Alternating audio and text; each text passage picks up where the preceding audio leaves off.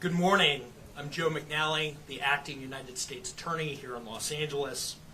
Today, we're here to announce federal criminal charges against Eugene Henley Jr., a career criminal known as Big U, who used his contacts and leadership role in the Crips criminal street gang, the entertainment industry, and a youth charity to further his own criminal enterprise. Big U is currently in custody. Enterprise engaged in murder, extortion, robbery, human trafficking, COVID fraud, and other felonies. Mr. Henley and several other individuals linked to him and his criminal enterprise were charged in a criminal complaint with federal racketeering conspiracy. Mr. Henley is a fugitive, and he is currently wanted by federal law enforcement. Other individuals linked to his criminal Big enterprise U has been arrested were arrested already. today, approximately 10 defendants who are charged in various indictments. Again, Mr. Henley is a fugitive. 4 defendants are in state custody and will be transferred into federal custody, and we are still seeking Mr. Henley and another fugitive.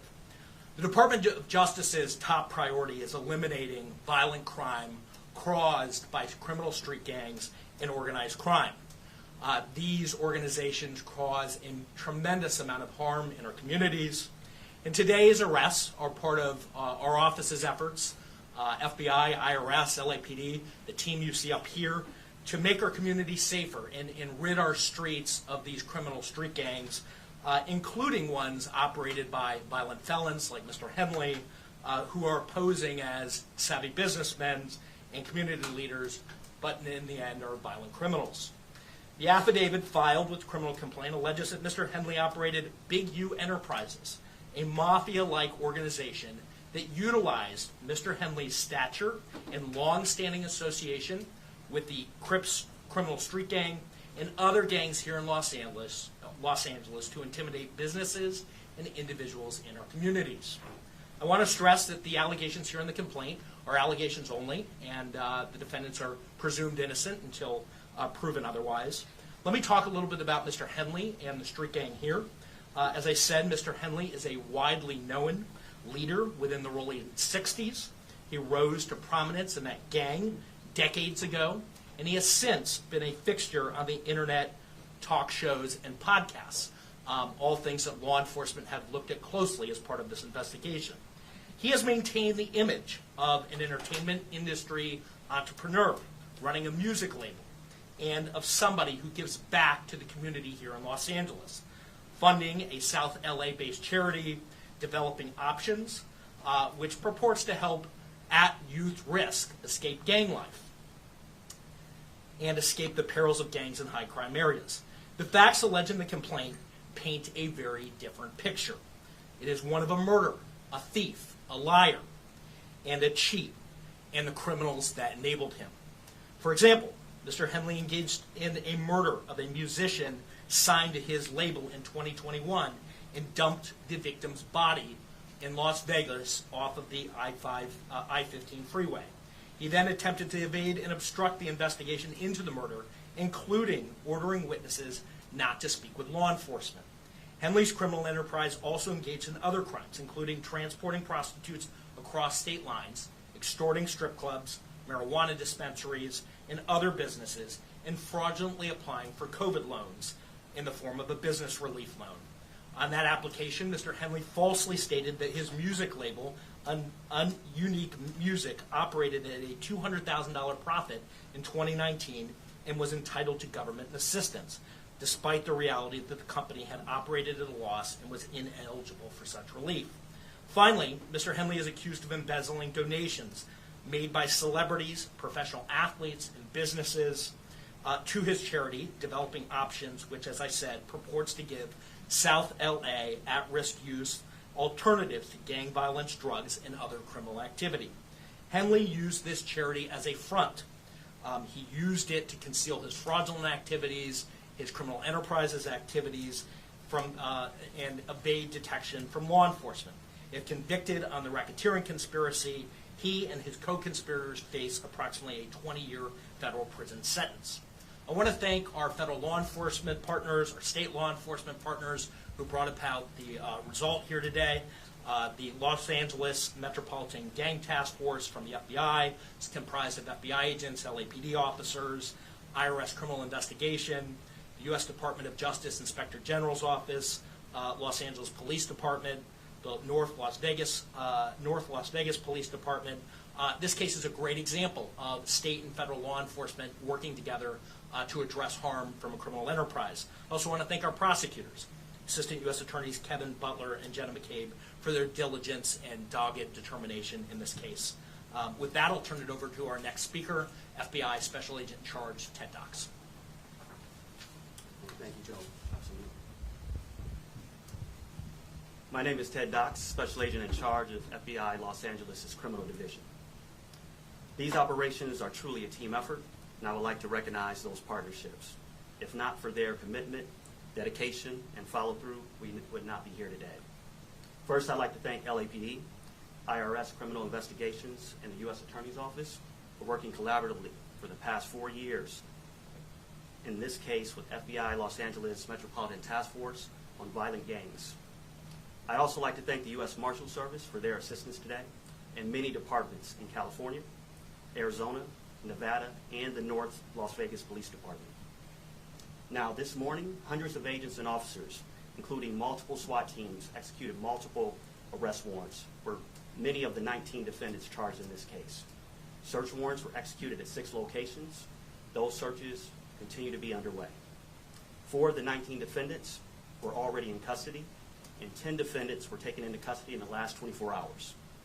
And while we're still seeking the whereabouts of 5 individuals, 3 of whom we believe we will have in custody shortly, 2 defendants are considered fugitives. They are Eugene Henley Jr., also known as Big U, and Brian Mejia. We will provide their photographs to the media following this announcement. Anyone with information as to their whereabouts should not take action on their own, but contact the FBI. You can reach us by calling 1-800-CALL-FBI. During this investigation, we recovered 49 weapons, 5 pounds of methamphetamines, 10,000 fentanyl pills, and large amounts of cash. The Rollin 60s Crips have been around for decades, and by some estimates are among the largest gangs in the country, with factions in multiple states. Mr. Henley has been a known member of the Rollin 60s Crips since the 1980s, where he established his reputation and earned standing with fellow gang members. He has been able to use that standing to intimidate businesses and individuals and to commit various forms of violence, including the alleged murder outlined by the U.S. Attorney. He's also been able to influence others to give him money, only to defraud his victims, including defrauding the U.S., the government, the city of Los Angeles, and you, the taxpayer. Before I close, I'd like to ask that anyone who has information about the alleged criminal activity or feel that they have been victimized by any of the defendants, call the FBI at 1-800-CALL-FBI. We've targeted this gang in the past and will continue to target gangs who seed violence and fear in our communities. The FBI will never waver on our commitment to combat violent gangs and those individuals affiliated who prey on others. Today's arrests make neighborhoods across our city safer. Thank you. And with that, I'll turn it over to IRS SAC Tyler Hatcher. Good morning. Again, I'm Tyler Hatcher. I'm the Special Agent in Charge of IRS Criminal Investigation here in Los Angeles. Today's arrests are the result of outstanding investigative work by law enforcement partners from LAPD, U.S. Attorney's Office, the FBI, and my office, who've worked tirelessly to find the evidence necessary to charge those who are alleged to bring harm to our communities, as you've heard previously. The RICO charges against Mr. Henley and his associates reflect a pattern of crimes that runs the gambit from extortion to robbery to murder to tax fraud and to human trafficking, all under the umbrella of a well-organized criminal organization led by Mr. Henley. Additionally, Mr. Henley duped the County of Los Angeles by running a nonprofit named Developing Options, which was set up to pull youth out of the gang life and promote anti-gang solutions. Yet Mr. Henley continued to personally orchestrate violent gang activity that impact our communities. Donors trust that their donations will be used in a manner that's consistent with what the charity was set up to do and applied as intended. In this case, it was for the benefit of at-risk youth. Financial transactions leave a trail, and IRS criminal investigation special agents are the best at following that trail. The trails led to allegedly lead to Mr. Henley's personal bank account, and the money trail doesn't lie. Organized crime victimizes our Los Angeles communities far too frequently, but the arrests made today demonstrate our commitment to making Los Angeles safer for everyone impacted by these criminal enterprises. IRS-CI is proud to partner with our federal and state and local law enforcement partners to make our communities safer and to protect from these violent acts. And on that, I'll turn it over to the Chief. Thank you, and thank you all for being here today. I'll keep my comments brief.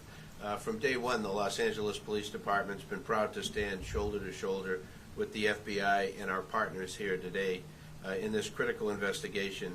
The invaluable expertise provided by Operations South Bureau FBI Task Force on the Rollin 60s criminal street gang has played a pivotal role in securing these 19 federal indictments laid out this morning. It's a measured step forward in our ongoing fight against gang violence and brings hope and relief to a community that for too long has endured far too much. Together we will continue to protect and serve, working tirelessly to ensure safety in all of our neighborhoods. I'll return the U.S. Attorney, Joe McNally, for any questions follow-up. We'll take any questions. So Henley is still on the loose? He is.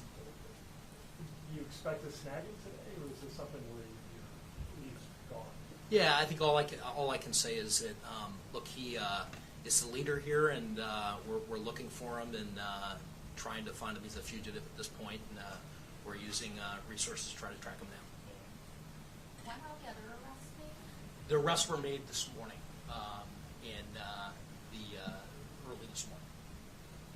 And that's of the more than this whole group here that's in custody, or? So there were a number of arrests, I think roughly 10 this morning, and then there are other individuals who were in state custody that are being transferred into federal custody.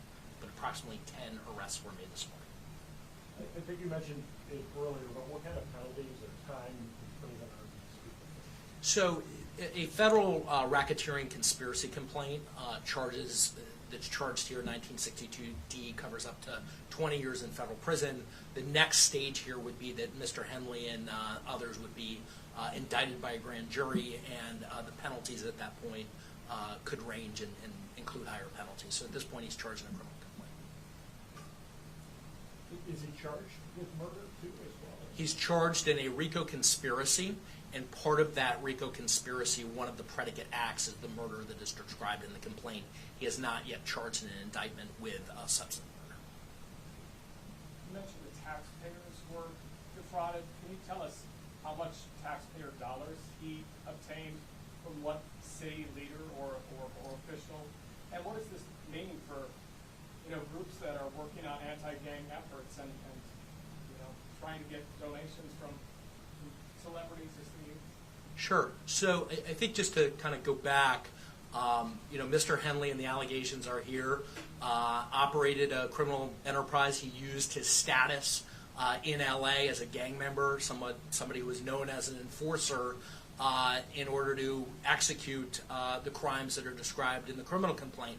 As part of that, and to get to your question, he also had this charity and held himself out there to be somebody who was committed to reducing gang violence, committed to supporting youth in the city.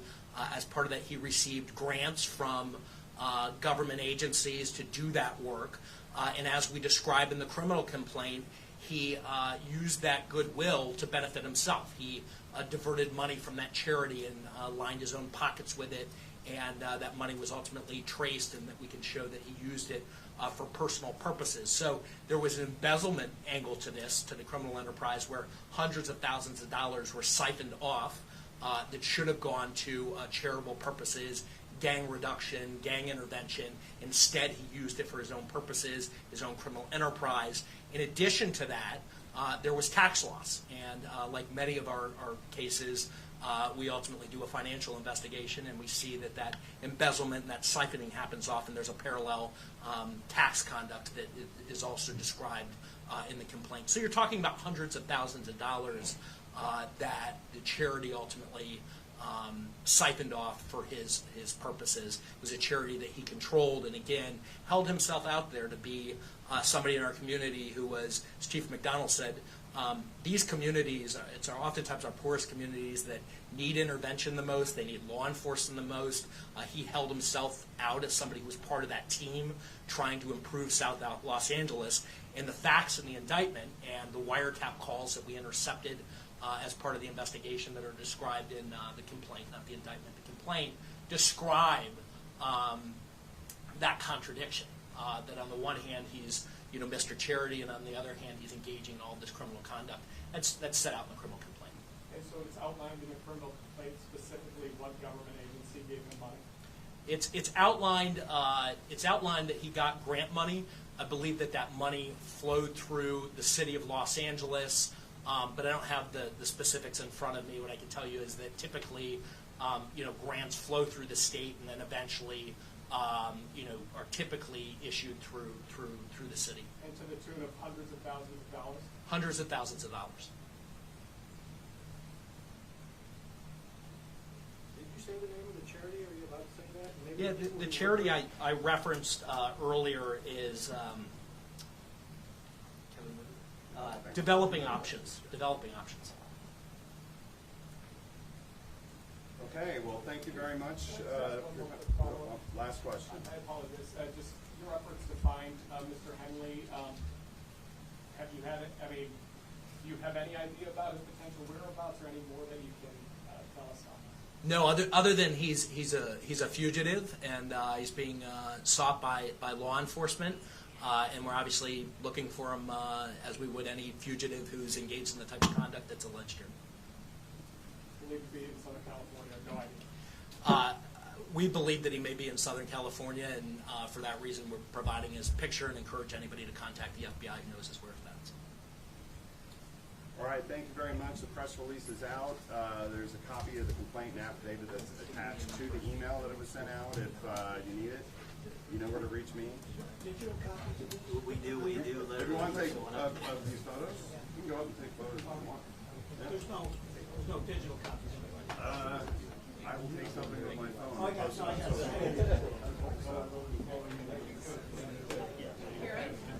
We can make those available. Okay.